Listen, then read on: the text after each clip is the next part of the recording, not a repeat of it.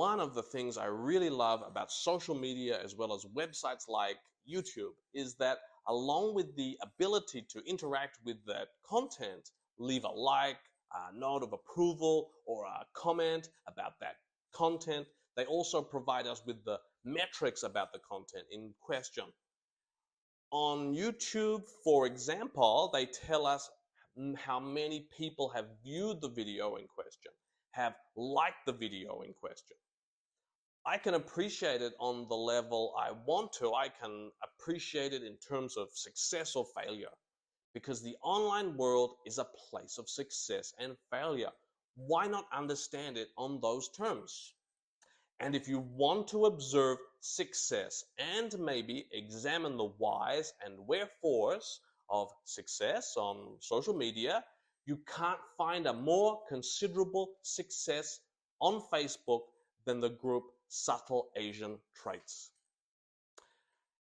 Subtle Asian Traits started its life as a tag group. Whenever a tag group is like this, if you're on a thread and something Asian related comes up, you hit that and you tag the group.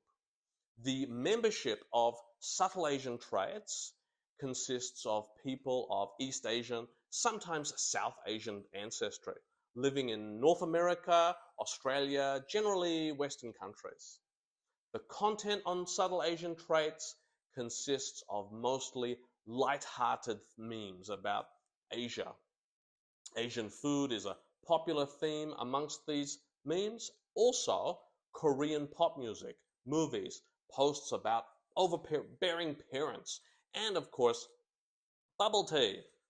By shitposting standards, the content is pretty mild. I have a confession to make. I got booted out of the group for complaining that the group was boring. But I was wrong because Subtle Asian Traits is not boring. After all, it has a membership of 2 million people with posts on the group with responses that number in the thousands. How can that really be boring? Now, to give you a bit of perspective, a large group on Facebook might be 10,000, maybe 90,000 people. 2 million is a spectacular number, and I don't know of a larger group on Facebook. So what is the reason behind this success? Well, the posts that are made on Subtle Asian Traits are affirmations. Affirmations of something which we can't underestimate the importance of, encapsulated in one word: identity. It's a feeling, a need to have one's identity acknowledged in a group of like-minded people, a sense of belonging. But anyway, where do hills come into this? Well, there are arguments here. Just let's take a look at this year, a Women's Day post. And these arguments are all about Asian identity, of course. OP. Here's to celebrate all of us who made it out of the typical Asian patriarchal home. I now get approval from myself. Wink. P.S. Happy International Women's Day, as Subtle Asian Traits. This is quite a pointed way to talk about Asian families, and in the mouth of a feminist, patriarchal is a slur. Also, the idea that one gets approval from oneself rather than from one's family is a pretty Western one, very individualist. This opening post got 608 comments, not huge by Subtle Asian Trait standards, but still something we can get our teeth into. Within the comments are affirmations, but not in support of Asian identity. Commenter 1. My parents treat my husband better than they treat me. His parents treated me like a servant. I didn't let them, but doesn't mean they didn't stop trying. It doesn't stop at an adult age. Big ups to my ladies who live this day in and day out. Commenter 2. Yeah, fuck patriarchy and literally every Asian that pushes it, which is a lot, including your parents. Yes, you, whoever is reading this at this moment, and your weirdly racist, condescending brother. Commenter 3. Go and get the power yourself then. Lean in. Men are not against you as much as you think. Commenter 2. I'm sorry. Do you know what patriarchy is? Well, that's an interesting question. And if we look up patriarchy in the Wikipedia, we see patriarchy is an institutionalized social system in which men dominate over others, but can also refer to dominance over women specifically. It can also extend to a variety of manifestations in which men have social privileges over others to cause exploitation or oppression, such as through male dominance of moral authority and control of property. Well, that's not really too useful. When a woman, particularly online, invokes the word patriarchy, there is a spark of anger in it, in which she says for women it's not academic, not an academic notion or some concept to be examined. Patriarchy is about the unjust subjugation of women, and it, according to feminists, is a truism. If you're a man, proceed cautiously. I'm only going to say one thing about current wave feminism. It's a very Western idea. Commenter 4. Some men in this comment section just can't let us have one day of the year to celebrate being a strong woman who got the fuck out of a patriarchal household and culture. Let us celebrate and stop commenting. We don't want your patriarchal opinions. Commenter 5. Right, so many posts on subtle Asian traits have the tendency to paint all Asians under a single generalization, that it comes off as self-hating and potentially reinforcing stereotypes.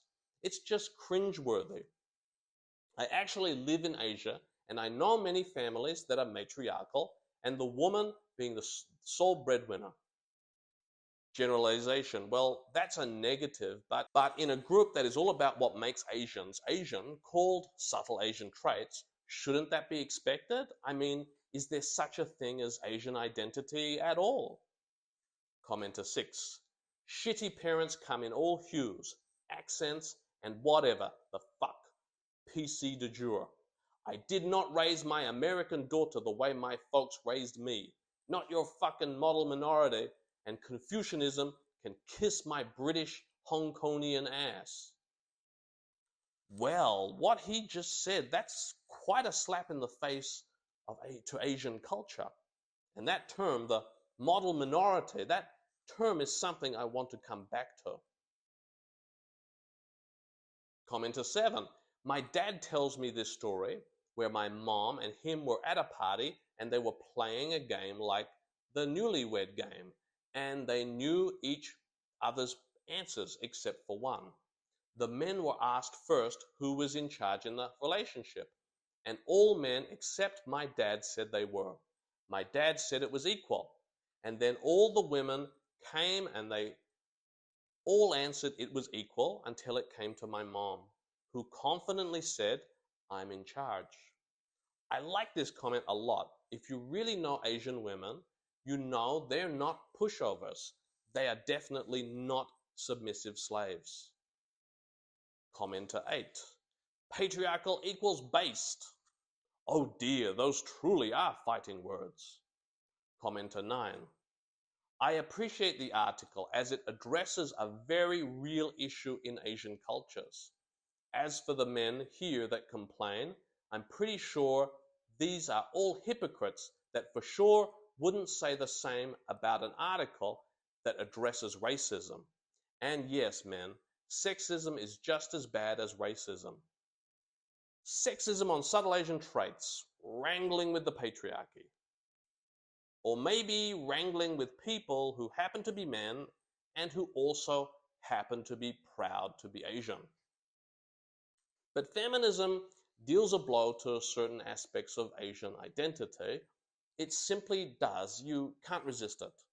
Confucius was arguably the most influential thinker of East Asia, but he made comments which were clearly misogynistic, and it has tainted his legacy. The opening post is not particularly long, but in it are contained two very persuasive, very dominant ideologies. The first is feminism, and the second is individualism, expressed in the idea that the poster is capable of printing out the value of her own worth rather than seeking validation from others, particularly from one's family members. Individualism is particularly interesting because it's often taken as a truism, but it has no basis in any rigorous scientific understanding of what it is to be a human being. And the success of subtle Asian traits, this hub for affirming people's identities as Asians, itself argues against the idea of individualism. So this is a paradox. This post received 2.2 thousand positive reacts on subtle Asian traits, and each react is a stern criticism of Asian culture and a voice in positive support of powerful Western ideas such as feminism and individualism. And this disavowal of Asian identity is strongest when we broach the topic of the model minority myth. And you noticed that I put that myth in quotation marks. I did that on purpose. Here is an explanation of model minority from the Wikipedia entry.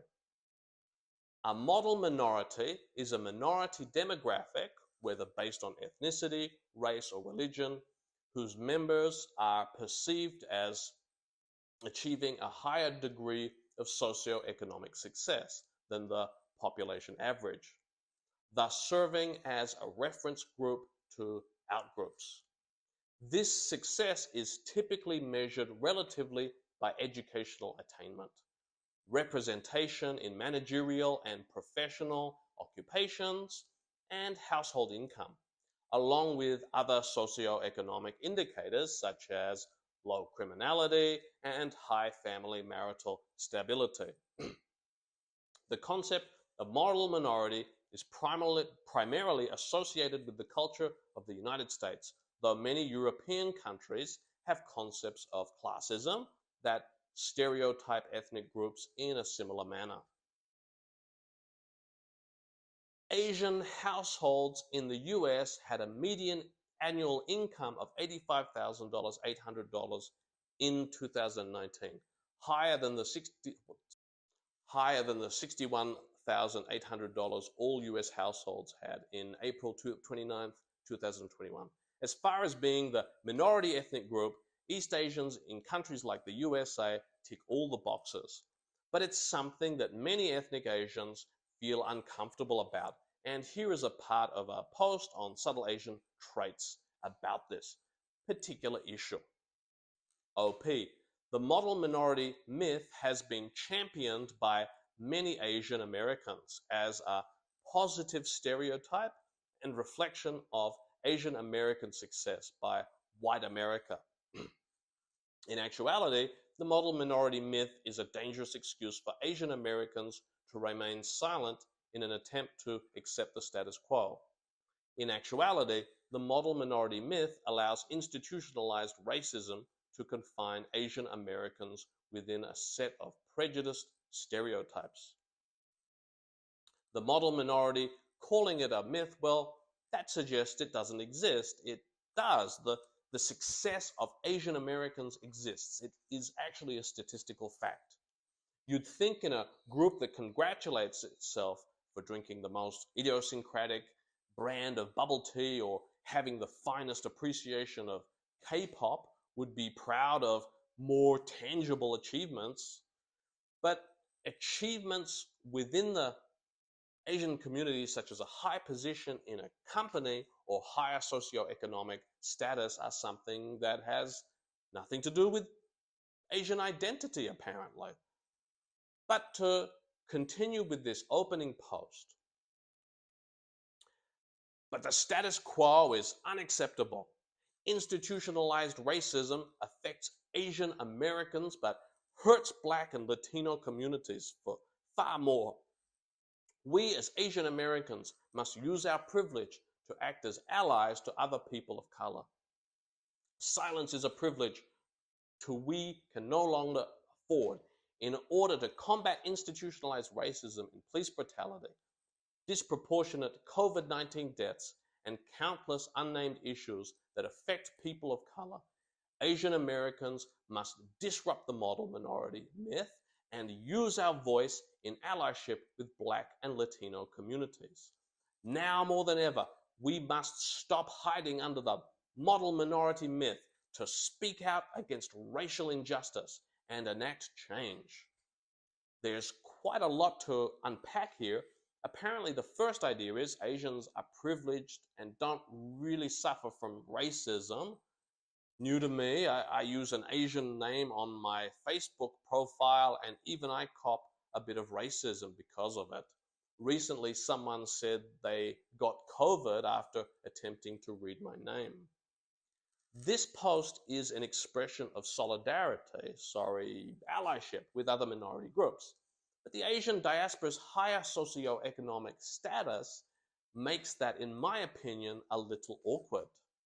How do you defeat the model minority myth? Well, be a bit less of a less hardworking student. Don't aim for a high position or salary in your department. Flatten that curve. There is no other way to describe the phenomenon occurring on this thread as more than an attempt to outwoke each other. The Asian diaspora is one of the most educated groups of people on the planet, but when you look at the comments made on this thread and the complete absence of a basis for having such opinions, is it possible that our Western education simply indoctrinates us rather than teach us critical thinking skills? There are 56 comments on this particular thread saying that the commenters are racist. What is lacking are really any actual real comments that actually are racist. In fact, what you have is this mass denial of reality. Wow, I literally don't have the patience to read through the comments. Ugh.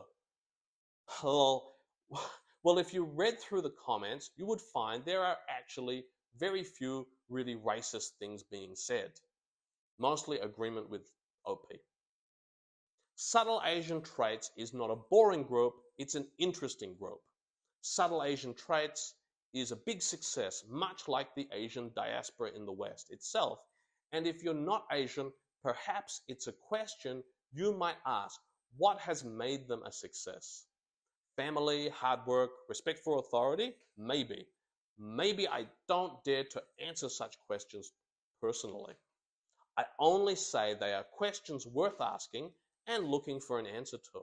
But asking them on subtle Asian traits is not the best idea, because this is a Western group with an Asian twist. If you want to learn about East Asian culture, you'd probably better learn an Asian language and join an Asian group. That's just my 2 cents. Thank you for watching my video.